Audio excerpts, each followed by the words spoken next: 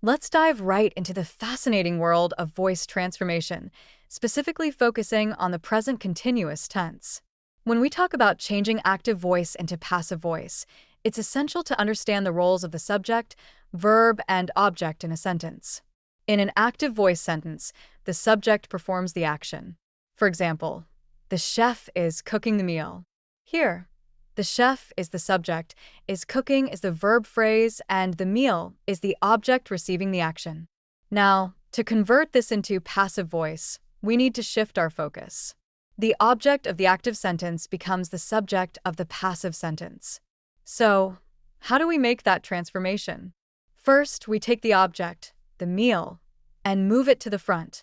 Next, we need to use the correct form of the verb to be and the past participle of the main verb. In the present continuous tense, the helping verb is or are is used, depending on whether the subject is singular or plural. Since the meal is singular, we'll use is. Now, we need the past participle of cooking, which is cooked.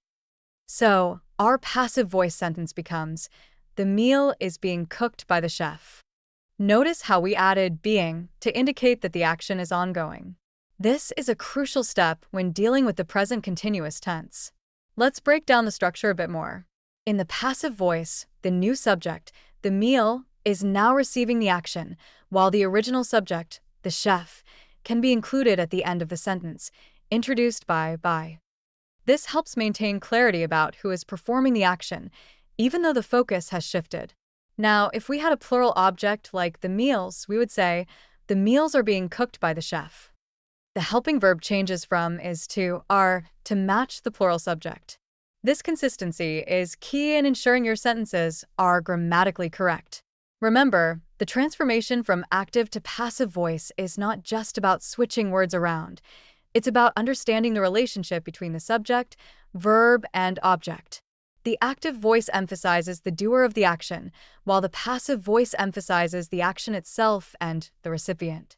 To summarize, when converting from active to passive voice in the present continuous tense, identify the subject, verb, and object. Move the object to the front, use the appropriate form of to be plus being, and the past participle of the main verb. This simple formula will help you create clear and effective passive voice sentences. Now, let's practice with a few more examples.